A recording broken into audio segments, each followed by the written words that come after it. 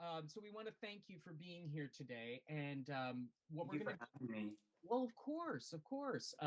And those of you at home, just so you know, Diego just left another interview, so we have to show that one up. We have to show our roadie pride.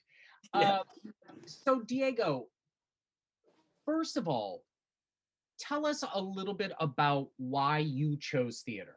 What was the thing in your life that was the pivot that made you say, I want to do this? Well, I was talking about the fact that when I was little, I had such an unbelievably overactive imagination. Mhm. Every single time I would go watch a film, I would come home and I swore that I was that character. So for example, one that stands out in my mind is Spider-Man. I went to go see Spider-Man. I came home and I swore that I was going to climb those walls. So I tried really, really hard. It never worked, but I really did try. I remember when I was younger, I wanted to be a first grade teacher. And then I went to first grade. I didn't want to be a first grade teacher anymore.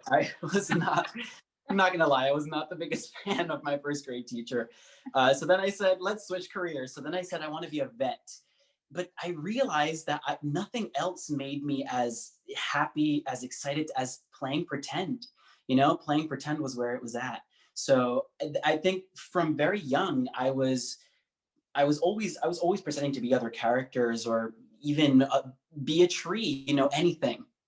And so I think that love for playing pretend started from very, very early on in life. And it wasn't until I got to senior year in high school when I finally decided, I said, yeah, this is it. This is And the what were some of the stellar roles that you got to play as a child in your theatrical Oh my goodness. experience? Come on. Okay, so one thing that I used to do a lot was I would take my dad's belt and I would tuck it into the back of my pants, and that was my tail. So I would be a Okay. monkey. I would climb trees. I would sometimes be a tiger. I would take tube socks and tape them to the side of my head, and they would be my elephant ears. So I played a lot of animals. I was always a fan of animals. Spider-Man was one. I was Harry Potter. In fact, when I was younger, I used glasses a lot. And there was a kid in school who said, Mom, look, that kid looks like Harry Potter. I was so flattered. And yeah, just, anything under the sun. I even played I watched I forget what version of Pinocchio it was, but it was some live action version of Pinocchio. And I played the fairy godmother. So anything and everything under the sun, it was me. I pretended to be it. Right. And Yeah. and so when you were in school, were you also acting in a lot of plays as well that set you up for this, or was it sort of what was the moment? What was the moment that you were like, I'm in theater. I want to be a performer. Yeah, high school for sure. High school is when I started performing. I didn't do much of it at all. I mean, we'll talk about this a little bit later as well, but me growing up as a Latino, it really isn't, it's not in our culture, at least in my family, it really isn't part of the culture to go watch theater the way I had friends that did growing up. So for me, my entry point was really the things that I saw on screen, either television or film. But when I got to high school and I actually started being able to participate in the productions, I said, this is magic. I mean, nothing compares to this. And I think the very first production that I did was a production of Oliver, and Uh-huh. I played one of the orphans, and my my solo line was cold jelly and custard. I remember it to this day, and I remember that on one of the I think it was the Friday night performance, I lost my voice, so I couldn't even say my only line, and that was my first experience. And then from there, they just started just trusting me with more with meatier, more substantial roles. I played the leading player in Pippin. I played Bernardo in West Side Story, um, and things like that. And that was in high school. So Right. yeah, I would say I think it was when I got to play the leading player in Pippin that I said this is the thing, because it Right. was so exciting, it was so different, and it was so interesting, and I knew nothing about it, but Right. still, it felt right. And as a young person and as a Latino, what did Mhm. you how did you feel represented within the art that you were watching, whether it was on screen or if you were, I just wrote down West Side Story because I'm assuming that your entire high school was not Latino. Yeah, yeah. So, but what sort of representation, what sort of role models did you look to and aspire perhaps to be? You know, oh man, we're really going into it Yeah, now. let's go. Let's go right there. I, high school was interesting. The first time I watched West Side Story was my sophomore year of high school, and I was taking a performing arts class. And I really, really credit that teacher for taking a look at who was sitting in her room and deciding, okay, we're going to watch a film that has some diversity in it. So she chose West Side Story. Now that I'm a little bit older, I'm a little, with West Side Story, just because it's still written entirely by white artists, Mhm. and so as much as they try to create the Latino experience, it still is very much um, through the eyes of white individuals. Sure. So it's not necessarily what it is. But when I watched it for the first time, that's the first time that I saw people with a darker skin tone and being portrayed as the other side, not necessarily good versus bad, but the other side. I mean, even growing up with Latin television, oof, it's really bad. It's really bad. Everyone, I mean, it's so unbearably stereotypical. Anyone who has Yeah. light skin, light colored eyes, and light hair they're always the protagonist. And then anyone with slightly darker skin is playing the maid, even in Latin television. So my community is not void of this kind of um, terrible these terrible ideas. So I watched West Side Story. I like seeing people speaking Spanish on screen. I had never seen it before, not in an American film. And I Right. said, wow, this is so cool. So I became, to a point, borderline obsessed with West Side Story. I Sure. knew all of the music, I knew all of the original choreography. And then we're, going through high school, and it's my senior year, and we're told that the final show of the season is going to be, the final show of my high school career was going to be Half a Sixpence. And everyone said, half a who? What is that? You know? And then I'm very lucky that one of the professors there was was a fan of mine, but also took a look into the department to see what they had at the time. And they said, you know what? Let's do West Side Story. It was very, very well intentioned, but I ended up being one of three Latinos, and everyone else was in brown face. And the people who ended up walking out on stage as the sharks all ended up darker than me. So I said, hold up, I'm actually born a fully born Latino into this country, kind of sort of the story of West Side Story, and I'm walking out with the lightest skin. What is happening right now? Right. Um, like I said, good intentions, very, very questionable execution. Um, but yeah, I really didn't see any representation. Not even in our own channel. Here at home we would watch Univision, and not even there. It was always white skinned individuals. Right. It wasn't until I discovered, my savior, Lin Manuel Miranda, that I saw people that look like me, that sound like me, that actually talk like me Yeah. on stage. I think that's the first time that I really saw it, and I said, "This." Um, I watched the tour of In the Heights, the first national tour, and at that point I said, "This doesn't even feel like theater. I mean, this is the music that I hear at my parties. These are the people that I see at my parties. These are, it was so foreign to me to see my people on stage doing this." And do and doing it so well. Yeah. It might sound, crazy, but that's really the experience that I had with it. Right. And we'll get to In the Heights because Yeah. we have In the Heights stories and also experience. But it was Yes. interesting when you were talking about Univision. We used to watch Sábado Gigante quite often. No, and it was one of the things. And I mean, I barely speak Spanish and I barely understand Spanish, but I found myself fascinated by the Yeah. um, cultural experiences that were in that and the messages that were often said. And I mean, again, it was broad humor, certainly, and I'm sure there was a lot that I missed, but I always found that very interesting that there was actually a skin dynamic and a hair coloring dynamic that that seem to be perpetuated through. The other thing too that I always found very interesting is the women always had to be busty and thin, and all the men Always.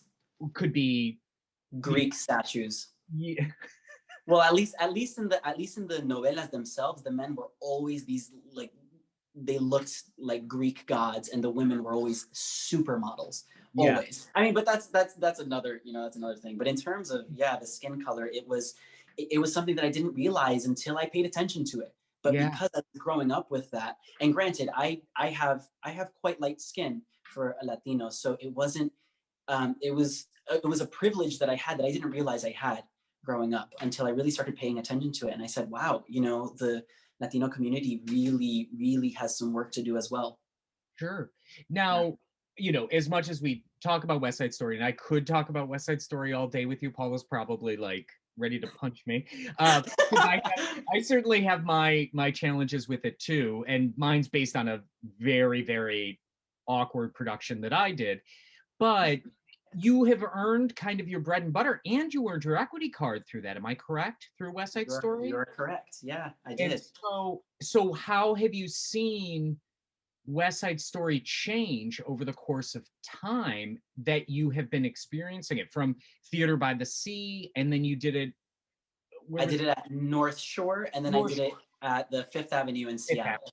Right. Yeah. So I'm assuming that you had very different perspectives looking at the production based on who was maybe directing it or putting it together. Yeah. Well, I've never gotten that question before, so thank you. I mean, the first time I did it was in high school, so that was a completely different experience. In terms of professionally, it was some of the same people involved. So the director from the production at North Shore was the choreographer in the production in Seattle. So Oh, I those were still connected. Um, you know, I think times are changing very slowly, but it's happening. So I'm excited to see that. For those two productions, it was really interesting because the entire creative team was white. mm, Not something that I was, I was used to that. So that was I was ready for that. But I remember when we were doing specifically the number America. It's what's one of my favorite numbers. It's so joyous. It's so filled with joy. But the director said, again, I think it's coming from a good place. It's well intentioned. He said, "Can you throw some sayings in there? Just like say some things in Spanish." Um, I think two or three of the Shark girls were not Latina, so they did what they thought they had to do and just started saying things.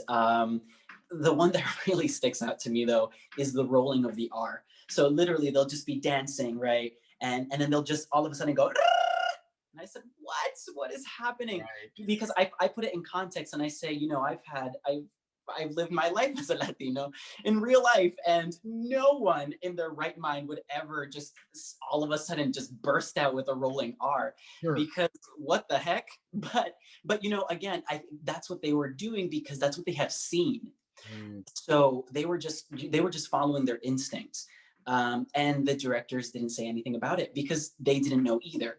It wasn't until some of the actors were expressing their being uncomfortable with the fact that just these random things were being thrown out were that they then listened. But we had to have the courage to step out to step out of our comfort zone and confront the directors and choreographers and say, hey, listen, this is I think we can make this a little bit better. yeah. That was kind of our approach to it.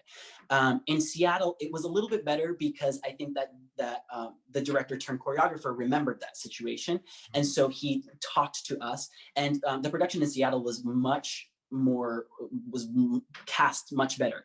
I think almost everyone was entirely of a Latino background. Oh, Um, nice.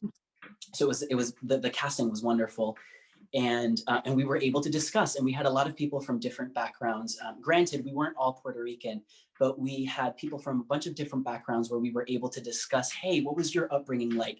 And we were actually able to connect. And I think part of the magic of West Side Story is the fact that I mean, my experience is always on the shark side, right?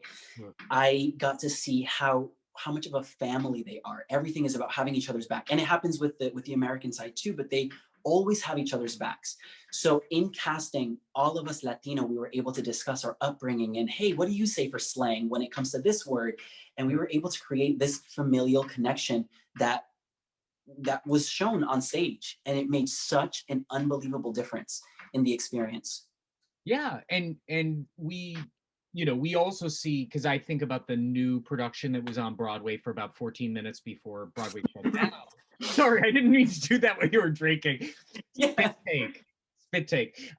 yeah, But the the way that people approached it, and I know that that had issues too, but I know that every production now is confronted with how do we how do we incorporate the original intentions, right?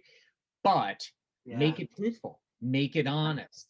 And again, I know that the other production had a lot of challenges with it, but I think that's how we're going to start to see West Side Story from now on is being much more um, that the conversation will need to be had, not just like, okay, here's the Robbins choreography and 5, 6, 7, 8, and now you're going to do this thing.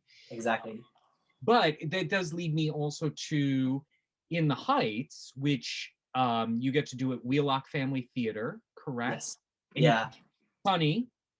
Yeah. Yeah. How was that? It was, I mean, I think now I've loved doing theater always, but I think that was the moment where my heart, like I mean, I feel as though the only way I can explain it is my heart burst on Yeah. stage. I could not believe the experience I was having. And oh my goodness, if I cry, I'm fine, I promise. It's okay. It was just so unbelievably magical. You know, like I said, the first time I saw it was the first national tour, so I think it was 2009, 2010, and it was just so beautiful. But like I said, my first experience was weird because I said, this theater? They're playing salsa music on stage. What the heck? Well, like, what's going on? You know, and then I go to URI and I get to I study theater and I get more into it and I see, you know, and then I leave and I go and I audition because I saw this production was auditioning it for Wheelock Family Theater, and I said, you know what, I'm gonna go. I went and they cast me as Sunny. Now I actually had gotten cast in the Asian tour of Legally Blonde, and they conflicted. So I said, "Oh no, what can I do?" I emailed them in the Heights, and they said, "You know what? We want you here, so just come when you're done with those rehearsals or whatever." I go, and first of all, I'm greeted with open arms. It's just really nice, and I mean, I was obsessed with the show, so I was ready to go into it. We're Sure. going through the whole process now. Granted, it was again a fully white creative team. Hmm.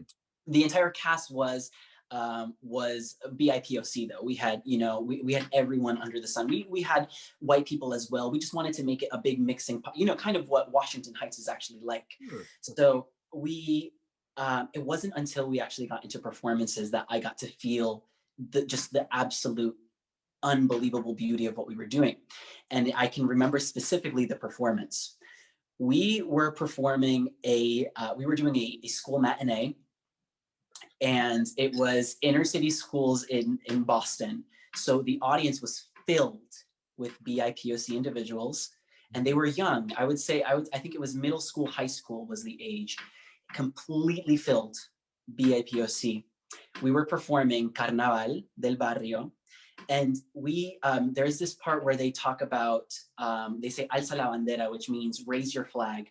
Sure. So in the choreo, I'm getting goosebumps just talking about it. In the choreography, we whip out flags, but what we did was we made the director wanted us to take out our own flags rather.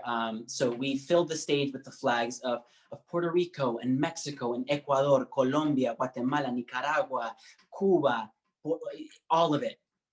And the kids screamed and cheered for their flags. And I mean, when we talk about representation matters, Yeah. I had a firsthand experience with it right there. I could not hold back the emotion. We were doing the show, right? But all of a sudden you hear all these kids cheering for their flags and seeing them on stage and listening to their music. And it was one of the most magical experiences I've had to date. Right. It just, And I think just in that simple scenario, you've summed up the idea of representation in the best possible way, because going from West Side Story, where it is, and I almost said whitewashed, but this whitewash idea of what Latinos in 1950s, 1960s America are, yeah, often means played by white people, right? Or doing their Speedy Gonzalez impersonation. yeah, yeah, To a situation in which the experience of the production is so um, felt that those students got to not just see, you know, Latinx people on stage, but saw their, even more so, even more myopic, their heritage and their world yeah, placed on stage. And the thing that was, I saw the original cast, the original production. I had like the best seat, and I won't lie to you when I say the minute that it started, there was an electricity with the production, right? yeah, That did not stop. And I remember traveling in a very strange way that I've never experienced in the theater before. But there's, because the play itself, the musical itself, is a love letter to family, to culture, to even the home, whether it's where you have come from or where you have found yourself now. It felt represented, especially in Carnaval de Barrio, where where people were flinging out their flags out of their windows and everything, and you sort of assumed that everybody maybe was Dominican, because that's really what we focus on, in Usnavi and Sunny. But yeah, then to see it kind of just open up, and you realize that this is a whole world, that this is that the people who are here are beyond just these ideas of what they are, right, um, is exciting. And it plays into that idea of, you know, representation isn't just, and again, as the white guy sitting in here in front of you, but it isn't just about what your skin looks like and what your perception mm, is, or what that play is, but truly being able to see the stories that will help people connect. And I right, think that's what theater does in so many different ways, partially because it's cheap in some ways compared to TV, which we'll get to as well. But you know, well, we'll talk about TV. So in Dash and Lily, your character was Puerto Rican, right? yeah, Yeah. yeah. So did you feel did you feel anything, like, in a sense, kind of other because you're not Puerto Rican? Was there sort of like, well, I gotta, or was it just went I with mean, it? I guess there are, there are less. I guess the way I can put it is that there are fewer opportunities for Latinos in this, in this Sure. industry. But then when you go into the word Latino, what falls under that? And I guess in terms of opportunities, I would say that Puerto Rican maybe has a little bit more opportunities, at least from the numbers that I have seen. I mean, West Side Story is a full cast of, there's Puerto Rican, and then In the Heights as well has Puerto Rican, Dominican, and I've never seen my country represent, or my parents' countries represented, rather, Nicaragua and Guatemala.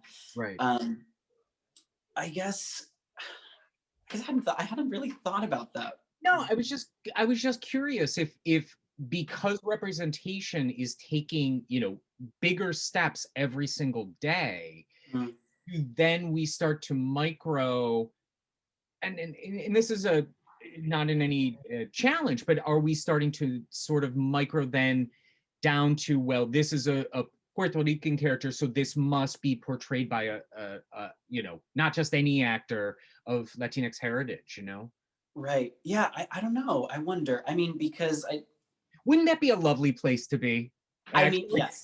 I now think that that's I honestly that's that's where we should aim to be. I yeah. wonder when that'll get there. I'm not sure. I was just thinking though, when you were talking, I recently received a message from a fan of the show, and she's from Guatemala. And Uh-huh. again, if I when I tell you that my heart just bursts, she was just talking about the fact that she found out that I was Guatemalan, and she said that she could not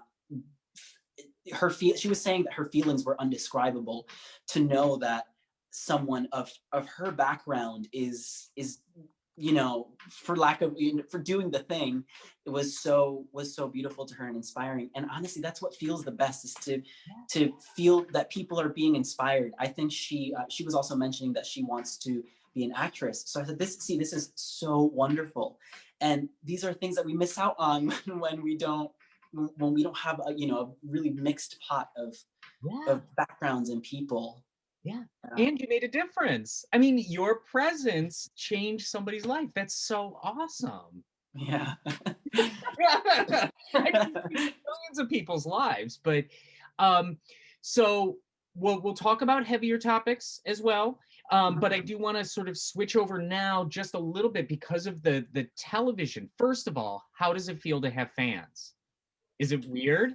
It's very odd. It's very strange. I still, even you asking this question just feels very out of place. I was explaining this to who was it? I don't remember who I was explaining it to, but I also spoke to Daraja. Shout out Daraja Hines. Um, I was talking to Daraja about this as well, and I was telling her, you know what? I think the strangest part about this entire process was the fact that when I was on set, it felt very much like high school.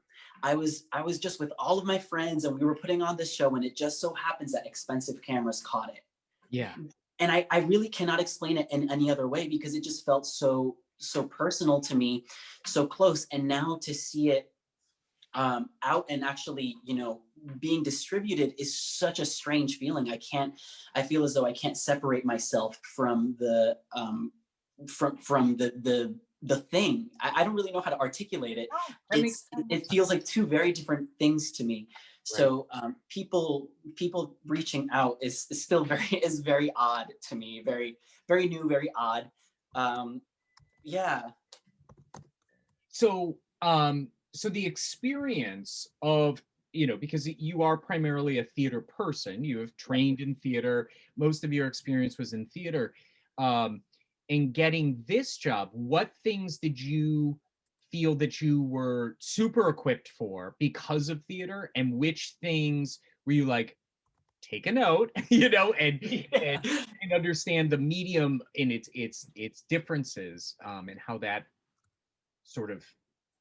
Honestly, I think it was mostly notes, but which Okay. was okay, because this was my I've done camera things before, but this is definitely the biggest Sure. budget project that I had done. So it was kind of a different animal that I had to take control of. First of all, my first day on set, I was so giddy. I was like, this is wild. This is crazy. And my first day was on a sound stage.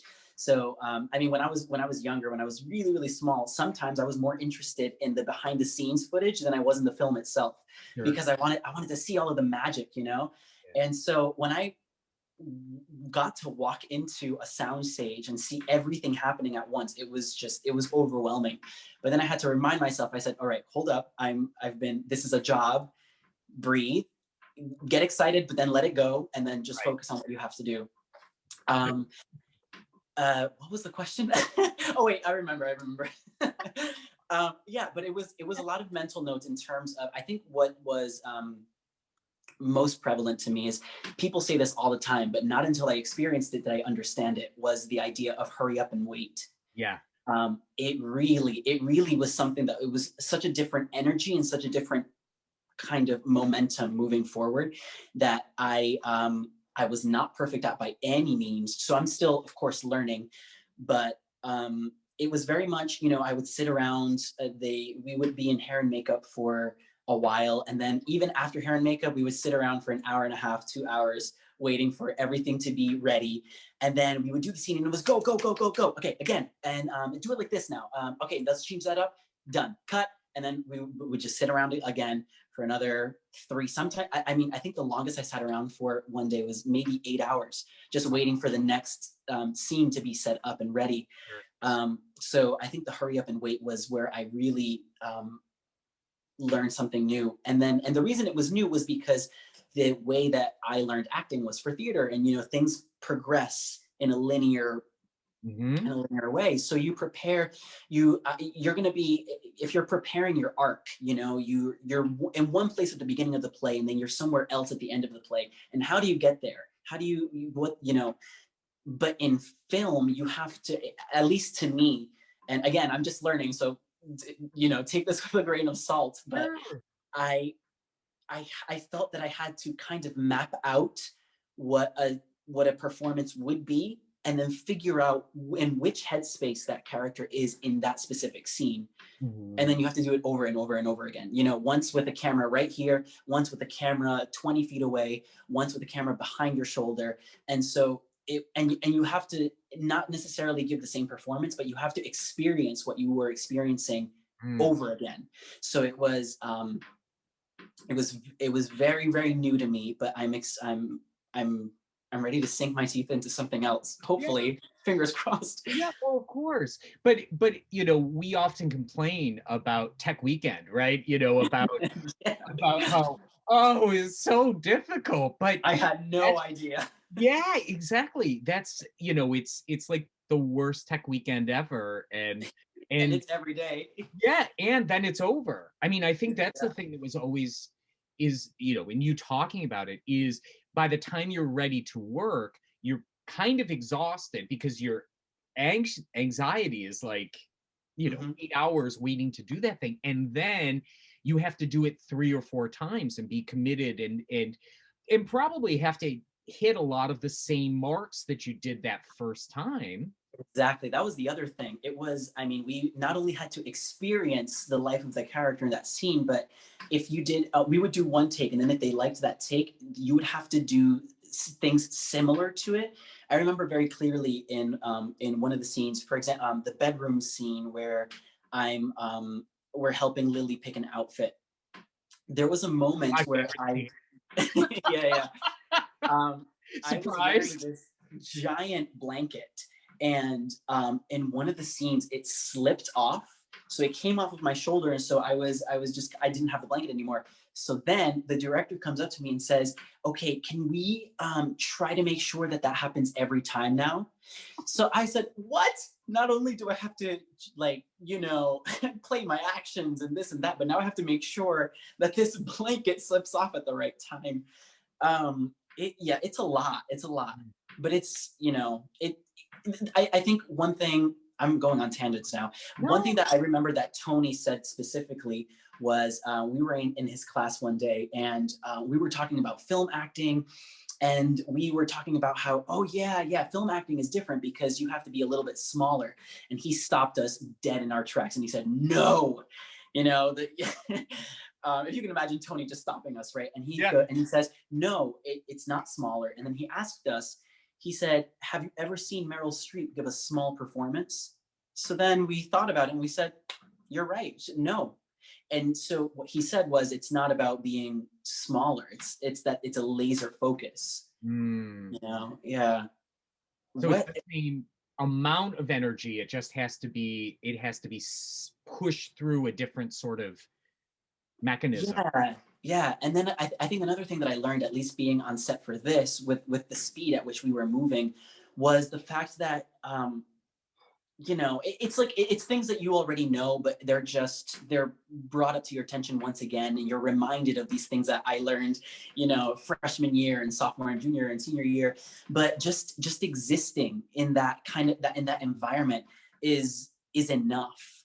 Mhm. Existing in that like I said, in that world, thinking the thoughts of the character, I think really makes a difference, because then you're in that headspace, so you're Sure. ready to do a scene over and over and over again. Right. Um, how did you how did you feel about, I mean, I'm sure you were excited this was your first really super big, Yeah. event, but how did you feel once it was all over about the full experience of film? Not necessarily this experience, because it Okay. sounds, everything you've talked about sounds like it was just delightful, but what is the thing about that your takeaway from film or camera present entertainment that, Yeah. I mean, I does mean, it attract you? Is it something that you'd still like to do? absolutely. I think I definitely want to continue to do more. Um, yeah, I think my headspace again, like I said, was a little bit different in this, but I liked the idea of not that this doesn't, not that you don't do this in theater, but the idea of just existing as this person, you know. I mean, that's what you do in theater. The answer is yes. I definitely want to Well, do but more. I think, we're always trying to develop this idea of character. And though, we often talk about subtext, it's really, can we convince the audience, right, in Mhm. a physical manner, in a space that's larger than any space that we should, where in film and TV, you have to convince the character with you, Yeah, whether it is a gesture or a small glance, but we see inside the eyes in a very different way. I think that's what I like the most about it, about the fact that, I mean, yeah, yeah, obviously in theater, I think you just guided me in the right direction. So thank you. Okay. Going back to old days. Um, in theater, you're living the life of that character, but at the same time, you have to remember that possibly a good 200, 500 feet back in the back row, there's someone that also has to believe your performance. While Yes. on film, there's a camera that if your eye, if you twitch, it will be seen. Um, and so there's this almost, to me, you almost like settle, I don't know if settle is the right word, but like settle into a character Hmm. in film. While on stage it's a little bit of a different feeling, but like you said, like a gesture on stage, for example, it's going to have to be noticed. Like you can't just blink your eye and expect that the back row saw that, and that is a physical choice. you Right. you can't expect that, so there has to be something else. But I like the fact that in film you can just you again just kind of settle into that role, you settle into that life, into the life of that character. There's something really, really enticing to me about that, and yeah, I definitely want to continue to explore that. Good. And did you watch the whole thing? Could you watch yourself doing it, or was it hard? I watched the whole thing, but I couldn't have I barely had an opinion of it because I was just so overwhelmed by the entire experience. Netflix actually sent it to me a month before it even aired on Netflix. Before the launch date. So I had seen it back in late September, early October, and it was so overwhelming because I said, "Wow, it's so exciting to be part of a project that is going to exist like this, and that I dreamed of this as a kid. It was really exciting. So to be connected with that project was really exciting. But in terms of watching my performance, I know it was by no means perfect. It's my first experience, and I'm just kind of getting my toes wet with it. So I'm excited to keep moving forward with it, but yeah, overwhelming is the only word that comes to Yeah. mind. Yeah, and I knew that my mom. I mean, oh man, I How I many just times has she watched it? she watched it when it launched, and I came Right. home, and she was like, I want to see it right at midnight.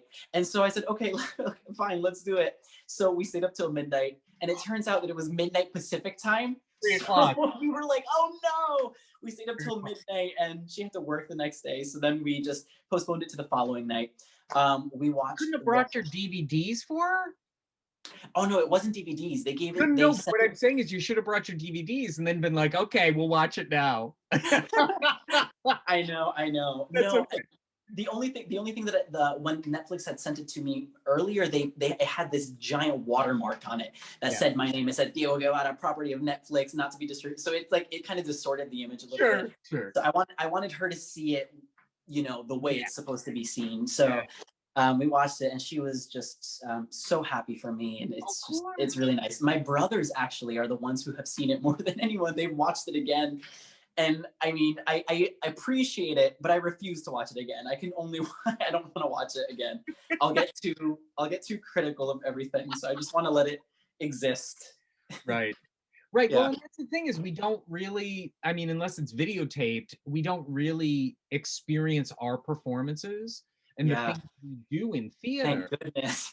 Right. Well, but there is something about the only experience that you have is kind of that the retrieval of it, whether it's, Mm, a film or television or such. And in, the old days, you'd only have one opportunity to watch it, right?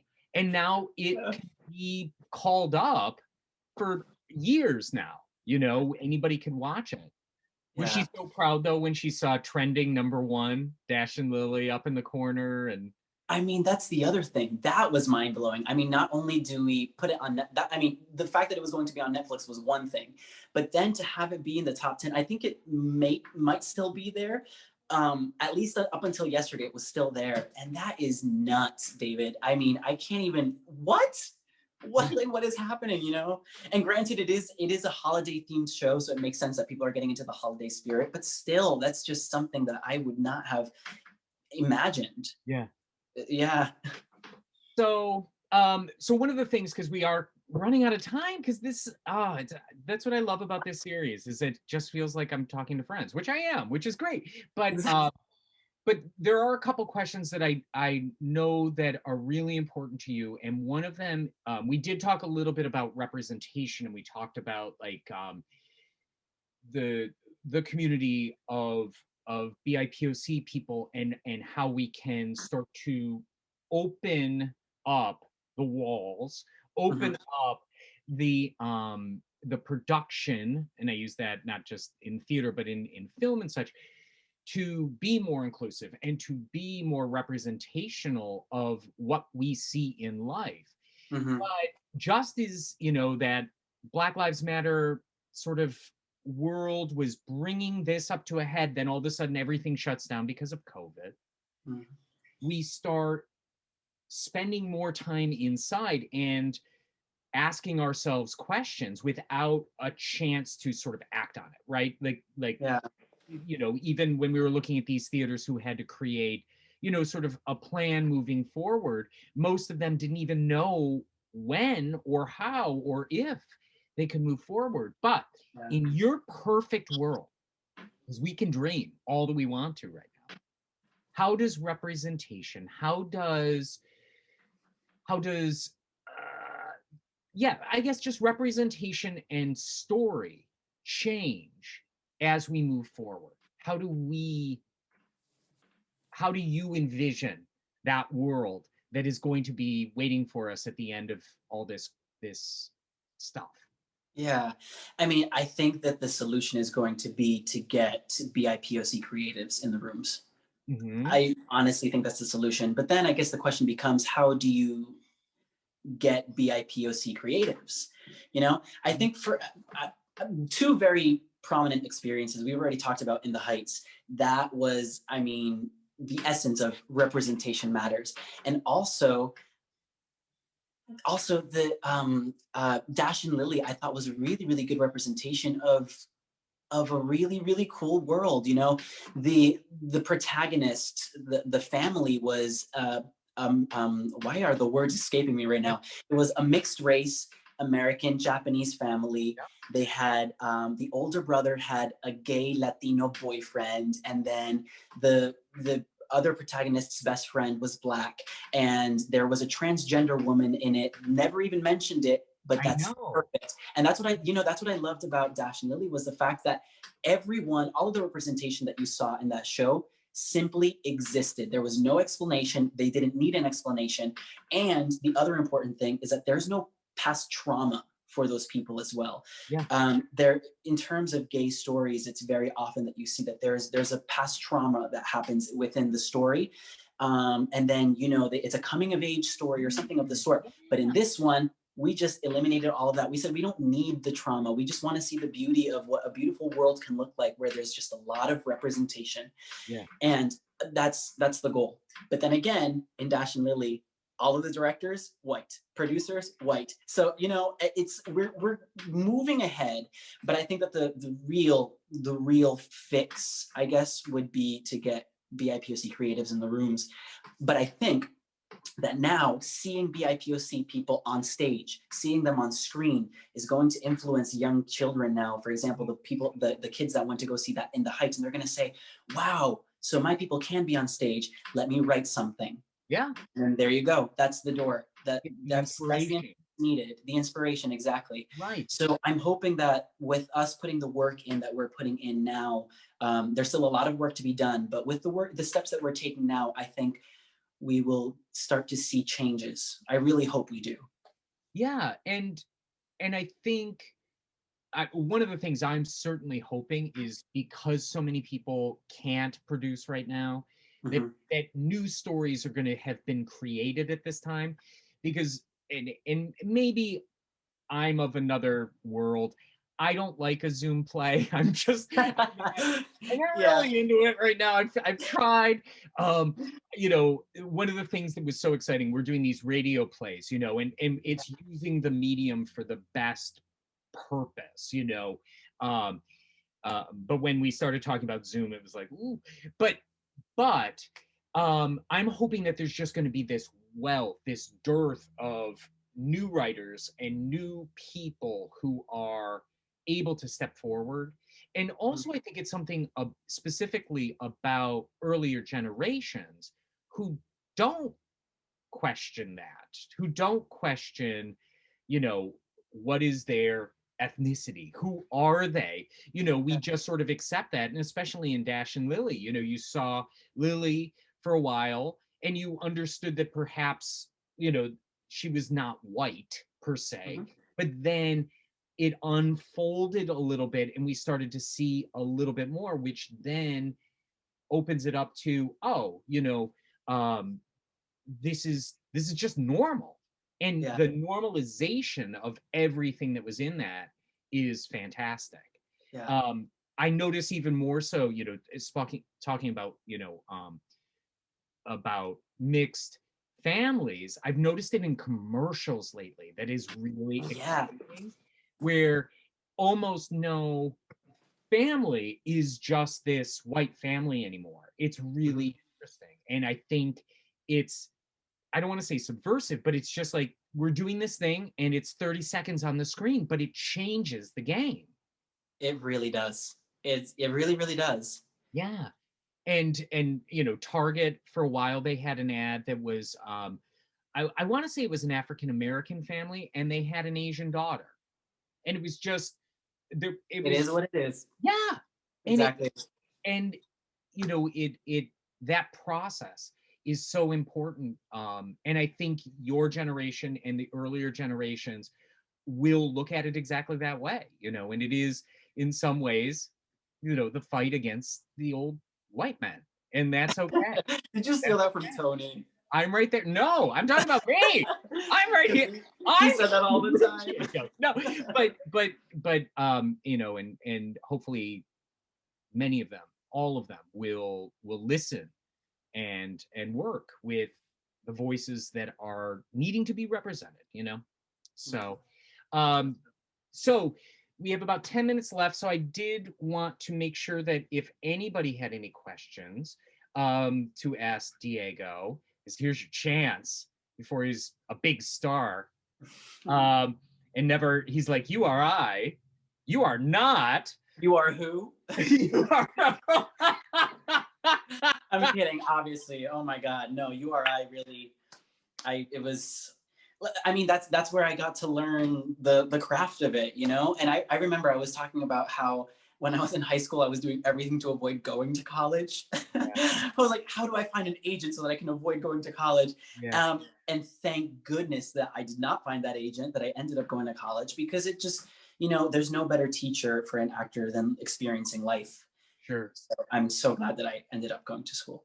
Well, and certainly the one thing about school is it gives you opportunities to experiment in things that you might not get to do in the real world. I mean, and Yeah. I just was thinking about like Avenue Q right off the top of my head. You had to become, no, seriously, you had to Yeah. become a master puppeteer in like 6 weeks.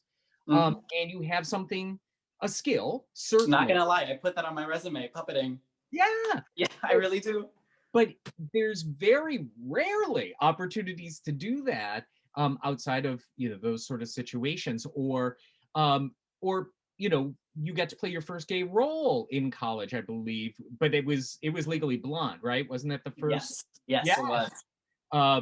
because you were like gay for like 10 minutes in the play, but Yeah. um, but there, that's the thing is there are opportunities and experiences, and I mean ultimately even think about something like Columbinus, which is rarely produced, but was an opportunity that was so unique. Um, Yeah. and I mean, honestly, probably you wouldn't have been cast in if it was, a movie because you look nothing. You were Dylan, am I correct? No, I was Eric. Eric, Yeah. because you don't look like Eric, but Right. that's there's something wonderful about that too, that it is the thing that it is. So Mary Mullane has a question. Oh, and Catherine has a question too. What is the best lesson URI theater taught you? Oh man, putting me on the spot. How about Um, I'll let you think on that one because she has a follow-up. If you could reprise or redo one role that you played at URI, which one would it be? aha! Okay. I might have an answer. I was actually thinking about this today. Um, it's a toss up, but if I had to choose one, I think I would go for oh, I would go for Eric Harris. I would go for Eric Okay. Harris just because I think I've had more life experience now, and I feel that there are things that I've learned that I can now apply to a Yeah. performance. So I think I would have liked to give that one a second go. I have to say, but my second option would have been Avenue Q. I think Yeah. it was just so much fun, and it's so ridiculous. It's so absurd, and to just, I mean, but that's why we do it, right? It's Right. fun. Right. So yeah, for Um, sure. we're gonna come back to that first question. You got to kind of keep that in the back of your brain. But Yeah. Catherine had a couple quick questions. Yeah. Did you knew the end of the story before you started filming Dash and Lily? Yes. Yes. Okay. And did you read the whole script, or was it handed out to you in sort of segments? Because I'm sure you read the book, but was the script all part and parcel for you? So the script itself, we had a big table read with all of the Netflix folks, Okay. and that was before we even started. That was before we even had costume fittings. Was that big read, and we read through the entire series.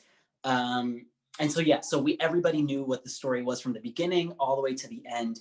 Okay. But then once we got on set, they were consistently doing rewrites. So then we would get emails, the night before the night before a scene, with rewrites for that scene. That the Jonas Brothers cameo that happens I'm hoping I mean, if you didn't see it, cover your ears. Spoilers. But the Jonas Brothers cameo that happens in the final episode, that was rewritten 3 days before it was shot. Really? They just said, you know what? I mean, we have Nick as an executive producer. Let's just get him on. So they rewrote that. They were not included in the show at all.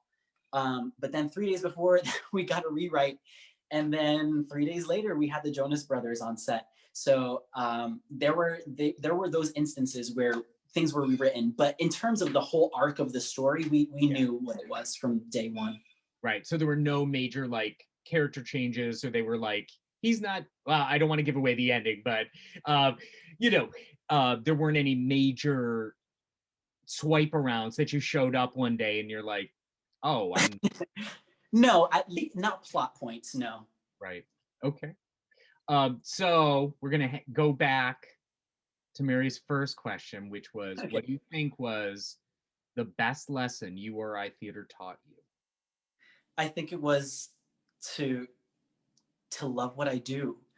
And the reason I say that was because I don't know if you remember this, David, but sophomore year, I said to myself, I said, I think I have to become a chemistry major. and I went to. Do you remember this? I And I went. don't. I, I went and I changed my major to be a chemistry major because I said, this is such a scary career that I need to make sure that I have a backup plan. And so I changed my major. I went to chemistry class for 3 days. I still remember her name. I'm not going to throw her under the bus though, but she was kind of scary, that chemistry teacher. After those 3 days, I said, nope, not for me. And I just absolutely, and those 3 days, I just felt that theater was still hugging, it was pulling at my heartstrings, and it was saying, come back, come back. Yeah. So I went back. I think that's honestly, weirdly enough, I think the biggest lesson that I learned in URI theater was outside of URI theater was Yeah. that I love what I'm doing. And if you love what you're doing, I think you're doing the right thing, you know?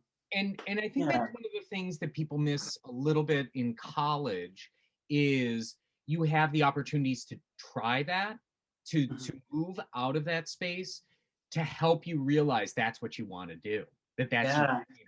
I mean, I did exactly the same thing when I went to be a biomedical engineer. Um, but I kept doing that kind of thing, and I would go to, oh, I'm gonna go be a business major, and I'd start that class, and then I'd go to acting class right after that and be like, okay, I'm gonna be back. That's okay, right? And they're Yeah. like, yep, yep. And every semester it was kind of something like that, but I needed that to define, oh, I need to be in the arts. Exactly. It's like, I forget how that saying goes, but you don't, without darkness, there is no light. Something like that. Did I make that up? But yeah, those moments have really helped define kind of what I ended up doing with my life. So yeah, absolutely. So plug away. What is coming up? I Oh know man. I know that there's a lot of stuff that probably was in the works and couldn't happen, but maybe there's some stuff that we could look forward to coming up soon. I mean, the pandemic has really, really taken a toll on everything. So Um, coming up, I'm working on myself, and Excellent. but I do have a really, really tiny cameo coming up on that TV show Younger Uh-huh. with Hilary Duff and Sutton Foster. It's really, really quick. It's a one-liner, but I'll be there, so look out for it. It's the it's the first episode of season 7, I think it is, their final season. So I'll be there. You can look out for that. But as for anything coming up, nothing at the moment, but that's, you know what, that's okay. Experiencing life. Like I said, best tool, best teacher for an actor is life. Yeah. And what are you doing to self-care? Do you have like your guilty pleasure or anything that really just helps center you and keeps you kind of grounded during these crazy, crazy times? Oh man, I mean, I guess Netflix has been one for me. I've been watching a lot of television. I mean, since the beginning of the pandemic, I have completely gone from beginning to end with Avatar: The Last Airbender, Schitt's Creek, um, that miniseries Hollywood, Oh yeah. How to Get Away with Murder. I watched from beginning to end. There's just so much, and I've been watching a lot of TV, but also I've been reading a little bit, just trying, reading, and also a lot of music. Um, yeah, Good. yeah, and going outside a lot, because now that I live in New York, it's different. But right now I'm in Rhode Island with my family, and In an it's so. undisclosed location. Undisclosed location. No, you have fans now. They're probably message boards that Stop it, David. we need to be careful of. But you're in Rhode Island. It's Yeah. Oh man, yes, I'm in Rhode Island, and the fact that I feel nature is more accessible in Rhode Island really makes a difference. I'm someone who grew up with nature, and being able to go outside and just walk 5 minutes east and be in the woods, and 5 minutes west and be at the beach. yeah. So Rhode Island is really nice to me because it's just I really enjoy nature, and I think I thrive in nature. So that has definitely been my center. Oh, excellent. Well, it's 8 o'clock. Diego, thank you so much. This was just Oh, like thank you. the dream. I always feel like every time I see you, we neither one of us has the time, and this was like just a cup of coffee and sitting and chatting. Yeah. But please don't be a stranger. And I use this term haltingly because it sounds so gross, but we are just so happy for you and so proud of the work that you're doing. And I hope you are too. And I know your mother is. And um, how could she not be? And all the best wishes to you, you know. Thank you so, so much. Yeah, of Thank course. you. Thank you. And And thank you, everyone. yes. And thank you everybody for coming. We will hopefully get this up on the next couple days, the audio of it, as well as Ahmed's interview too. So thank you all for coming, and we will talk to you all soon. And Diego, Thank you will so much. And for everyone who sent messages, I don't know what they say because I'm doing it on the phone right now, but thank you, everyone. thank you, Diego. Thank you, David. Bye, everyone. Thanks. You're the best. No, thank you.